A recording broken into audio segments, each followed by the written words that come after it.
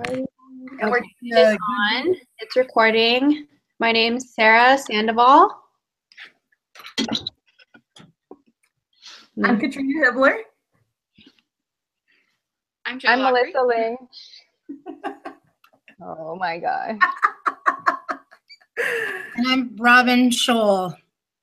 So, what qualities make a good leader? Sarah? I will answer first. Okay, so from the reading, I got that what makes a good leader is willingness to communicate, and then people that score high on their willingness to communicate on the test. And this was from pages 17 through 19 of the reading. And then also on page 22, they emphasize again about being skillful in communication and being willing to work together with your followers. But what about you in your personal, Oh, in my personal life, I feel like, well, I'm a shift supervisor at work, so I take on a lot of leadership, usually like of 3 to 4 people. So I will often like talk to my team and ask them like how their day's going, what they want to do at work, what they want to accomplish. Mm-hmm. So I feel like constant communication is the best way to lead your team, because then you know what's going on with them, and then you can also communicate like your goals for them, and they can communicate how they're achieving those goals for the team. So that's a good answer. What about you, Katrina? For me, I feel like a good quality that makes a good leader is that they're humble, they're teachable, they're willing to admit when they're wrong. And also like with all of the readings, like I felt like something that stood out was like the ability for like a leader to flex their style. So I think a good leader is someone who's able to, look at the situation and, discern like what type of leadership it requires, So yeah, that's my bit. What do you think, Joe? I'm kind of in the middle between, I guess, the both of you. I have noticed that with more communication comes, I guess, more emotional intelligence, because you're constantly kind of going back and forth with your partners or, your team. And so that also entails empathy, and then you start to become dependable because you start to build, I guess, that relationship or that consistency. So I guess emotional intelligence, as well as, being motivated, those are great traits for me. I agree. Most definitely. Great. What do you think, Melissa? I agree. I think that a good leader is also someone who is subjective to their followers. So someone who can, like, to lead me, you might have to have certain qualities, whereas to lead you or anyone else, you have to exude other qualities. So knowing who you're speaking with and who you're trying to manage, and working with those skills that will help them and benefit them. Mm-hmm. So I guess mirroring, like finding out what works best to manage that person. And I know in my personal life, I've noticed that managers that micromanage are not always the best, that I've noticed in most of my jobs, because people seem to feel as though they're not good enough, or that the manager thinks that they can't handle their position, especially if you're in your own career and you've been doing your position for a while. For a manager to come and constantly be on you and telling you what to do, it's not something that someone really is going to appreciate. So knowing who you're talking to and the position that they're in. So if it's a first-time position, someone is going to maybe appreciate someone to micromanage them, whereas in a career, they're not going to appreciate that. So knowing your followers. Yeah. Mm-hmm. Well, I agree with all of you. I mean, you've all made such great points. One of the things that I think as well that makes a good leader is somebody who just really listens and pays attention to their followers. Some followers have really great ideas. I mean, they have maybe been there a couple of years. They have no desire to be a manager, but they know what needs to happen. And just being able to listen to them is so important. Listen with an open mind. And I do agree with Melissa that you need to, when you look at your followers, some followers like to be told exactly what to do and when to do it. But I find that most people really don't like that. Most people like you to, this is our day. This is like very much what Sarah said. when she tells her people, this is what we need to get done today, and here's our goals, and and then everybody gets to use their own personality to get to attain those goals, but you don't have to have your thumb on top of them the whole time. So that's those are quality. I think everything we talked about, those are all good qualities that make a good leader. Definitely. So what qualities do we think make for a poor leader? I think just like Melissa said, like the micromanaging. So just like hovering and constantly checking in on people. Like you should give people goals and like let them try to achieve them. And then if they fail, then that's like a learning experience. And then the best leaders can critique you off of that or correct you off of that. And then you learn from like either mistakes or like getting feedback. So I think what makes a poor leader is just someone that doesn't let people think for themselves or do things by themselves. Right. Okay, what do you think, Katrina? As I read the first chapter there, they like listed the destructive leadership sort of qualities and like selfishness, the narcissist, all of those things, like number one, you're leading other people to sort of put your I guess your self aside and sort of work with the I can hear myself so it's strong.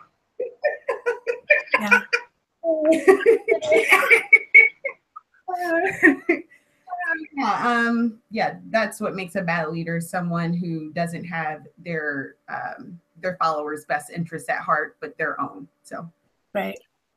What do you think, Joe? I have to agree. I was reading through the book, and the traits are listed. The selfishness, the narcissism, the being incompetent, poor temper. But I found I tend to thrive off of the laissez-faire leadership style, whereas sometimes I need a little bit more support.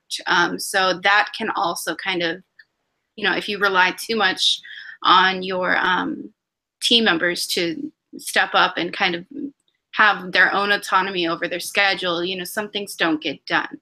Wow. An example of this is, maybe 6 months ago, I had a really bad panic attack or something throughout the whole night. And so I was, calling my store manager and was like, hey, I really cannot come into work tomorrow. Myself to the hospital, like this is really bad. I need your help. And my store manager was completely hands off. He saw my text messages. He saw my phone calls. He drove himself to work and watched me open the store throughout everything, and then proceeded to tell me that because he wanted me to be responsible, he was hands off. And so that type of leadership in that moment wasn't what I needed. Wow. It's kind of just an example. Wow. of poor leadership. Yeah. Yeah. Definitely. What do you think, Melissa? Yeah, I definitely agree. Like it goes back to the same thing that we were saying prior, that if you just get to know who you're managing, each person, like in your position, then he should have said, oh my gosh, take care of yourself, because if you take care of yourself, then you're going to be able to do your job for longer than just this one day.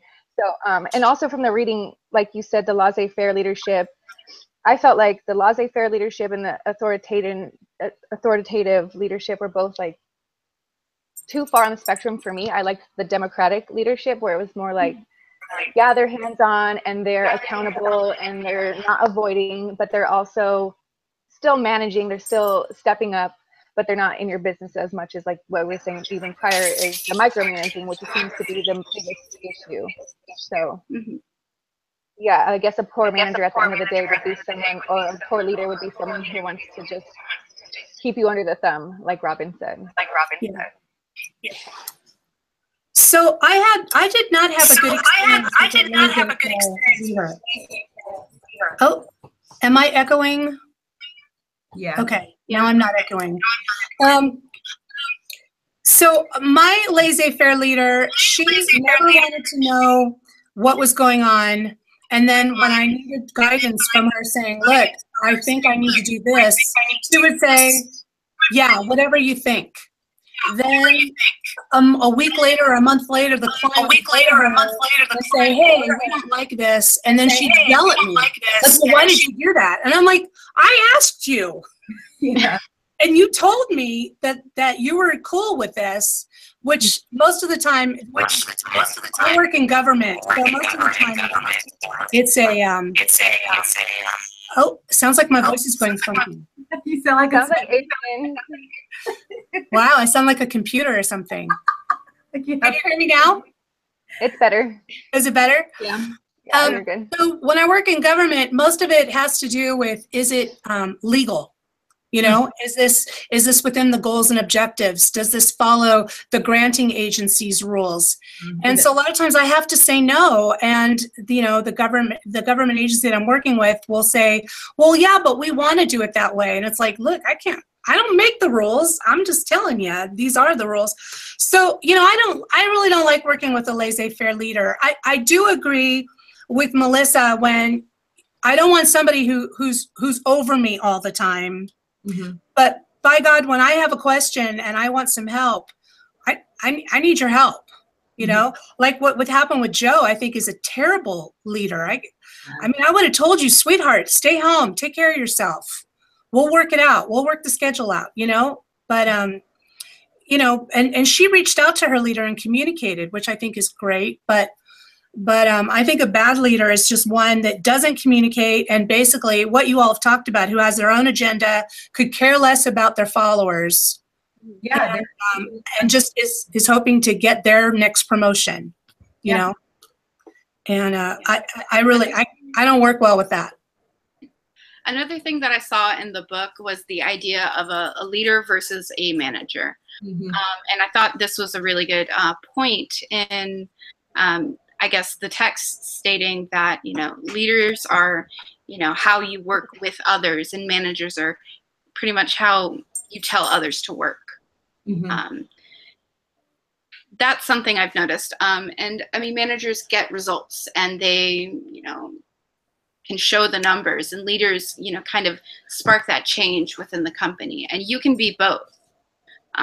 You know, you don't have to be a manager to be a leader. You can be, you know, a lower level, but still kind of spark that thing to motivate others. Right on. So.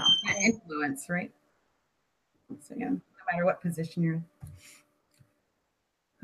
How are we doing on time? Well, it's 5:50. 10 more minutes. So we have 10 minutes, unless you guys want to go like a couple minutes over since we started a little late. But we can move on to Joe, right? I'm sorry? Can you stay like a couple minutes? Up to Joe. Past 6 or past 5. So do we need to start another video for the second portion, or are we just gonna and like break? I don't know how this works. I don't know. We can start another video. Okay. Was that all the questions for those two? Do we need to speak 5 more minutes, or we've only spoken for 5 minutes? Okay, yeah. So, well, the last question was which leadership perspective approach made the most sense to you? So we can answer that one, and then we can finish this video. Yeah, okay.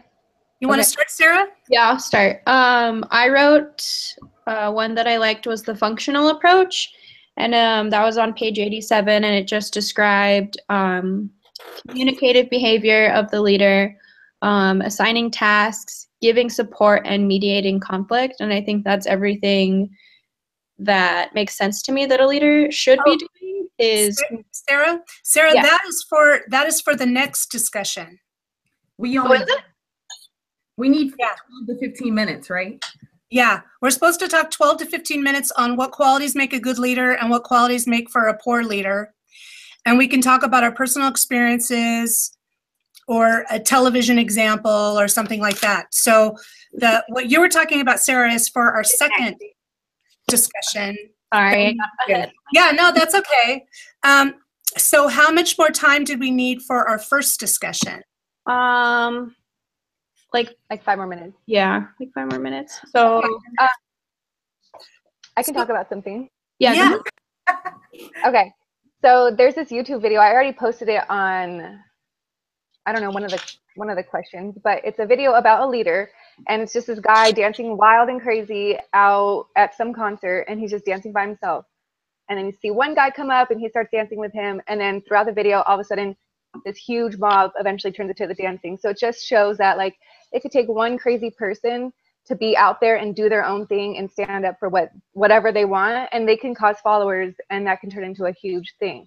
So as far as like leading, it doesn't mean you have to be telling other people what to do or whatever. As long as you're you and you're leading with like a positive attitude and you're showing like a great accountability and someone who wants to cause other people to want to follow you in a good way, then you're going to create followers. Whereas I think a negative leader, like we've already talked about, is someone who makes you want to be makes you want to follow them, right? Like, oh, you're going to follow me, you're going to do this. And no one wants that. After a while, yeah, you might get followers, but they're going to end up falling off because they're not going to want to completely be controlled all the time. Whereas the leader that just does their own thing, that's positive, and it's getting followers just by being them, that's going to create a long-term leader, I think. Right on. It speaks to the leader's passion, you know? So like whatever you're passionate about, like people will be drawn to that and sort of, you know, like you said, want to follow you. So that's awesome. I've also seen this picture,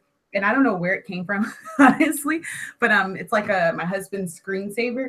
So like there's the difference between like a boss and a leader, sort of like the manager leader. And so it shows like this guy sitting up on a high rise or whatever, and he's like pointing down at his followers, and they're doing all the work, right? So that was like boss. And then you look on the other side, and there's the leader, and he is doing the work with the group. Like, so like they're moving something, towing it, and like he's got it, you know, the load on his back along with the followers. And so I just feel like that's like really inspirational and kind of like the way that I would like to lead, you know? It's just like, I'm not willing to do something that I wouldn't have, you know, my followers do, sort of thing. And like, I'm willing to do the work that's necessary to achieve the goal. So I don't know. I like that picture too. No, I think that also gains the respects of like your I guess subordinates. You know, if they see that you're willing to do the same work that they are, then I guess that gives them a little bit more motivations. Like, you know, this is my job description, and they're still, you know, here in the Scout work with me. This is a community rather than I'm working for them. You know, I am their like subordinate rather than that. Right on. Yeah, you know, like Starbucks, their business model, I guess you could say, is everyone's a partner. So they don't treat anyone like as if this is your position, that's your position. Everyone is equal. And a lot of companies are doing that now. Yeah. Even along with that, like I work for Starbucks too. And so even when we talk about like coaching other people, like we talk about, you know, it's up, down, sideways, no matter what position you're in, who you are. If you're doing something wrong, or even if you're doing something right, like I should be able to say to you, hey, look, this is wrong, or celebrate with you, you know? It shouldn't matter what pay grade is or what position. So yeah. My computer's about to die, and I'm really sorry. I'm gonna grab a plug. You know, I've been listening to you all, and I am much, much older than you. I'm in my mid-50s, so I have been working with leaders, with managers for a long time. I've been a leader, and I got to tell you, as you go in your career, you're going to find out that being a leader is so much responsibility that you're not going to have the time to do the work that you want to do with your followers. I mean, it's nice that you want to jump in and help out, but when you become a leader, especially when you're starting your own business or you're starting your own cause, you're more served being out there in the world, creating more momentum for that business than than out working with the followers. So that's going to happen to you in your career. So when you get to that point and you look back, and don't feel bad that you're not in the trenches with the followers, because everybody has a role. And as the leader, it's your role to keep everybody working, or your role to keep everybody going. And that's a lot of responsibility and takes a lot of work, different types of work, but it takes a lot of work. So I just encourage you to think about that as you go through your careers. No, and I totally understand that because I too work at Starbucks and I'm a shift supervisor. And during the holidays, you know, we are completely slammed. And we'll even have like pop-ins of our district managers kind of overseeing everything. And one year we were so understaffed, our district manager actually threw on an apron and got in the scut work with us. Yeah, that's nice. That is not typical of her. That's not typical of district managers, but my whole team gained so much more respect for her. Yeah. For being able to, or being willing to do that. Yeah. So I think that's a good trait to have as a leader. Yeah. Being willing to do it, not necessarily always doing it. Right. But Right. when it's needed, absolutely. Hey, Katrina, welcome back. Oh, I'm sorry, guys. Sorry. What do you think, Sarah? I agree with all of you guys. I work at Starbucks too, so it's cool when like your manager or your district manager even like hops on the floor. I think good leaders are people that, like you said, are willing to do the work. They don't always have to do the work because they're doing a lot of other like management things, like they're working on making sure the store's running, making sure we have product. So there's like different roles for different people. And I think sometimes followers forget that their managers are doing a lot of the work for them. Yeah, most definitely. Yeah, I think that's key. Is like I like Robin's perspective because she gave us a whole new view. It's like, yeah, as just like a follower or whatever, it's easy to say, oh, well, they don't do anything. But you don't know what they're doing. You don't know that they come in early. You don't know. Like, as for my manager, I don't work for Starbucks, but I work for a salon, and she does things above and beyond what even her job is. And she comes in at 5 a.m. and does the inventory. But we don't know that. We're not there at 5 a.m. when she does that. And then when she doesn't do the things that we want, oh, well, she doesn't do anything. What has she been doing? But you don't know what they do behind the scenes. So you have to give everyone credit, and you have to know what their job description is. Like, you can't come in there and say, oh, well, they're not doing what we're doing. Well, of course not. Their job description is other things and what you don't see. So it's good to know what you're to expect from that person. Yeah, exactly. When I hear things like that, I try to like tell partners that exact thing. Like, she's in the back doing this, you know, this is going on, whatever. And when I worked at a store, when like that was an issue, I spoke to the manager and I was like, listen, I said, I know what you're doing, but other people don't.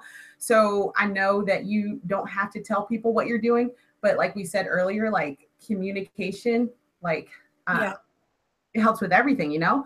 And so I said, so if you're going to go to the back and do whatever, like maybe let people know I'm doing this, but if you need me, you know, I'm available, that sort of thing. So maybe some just like accountability in that sense, you know, but so yeah.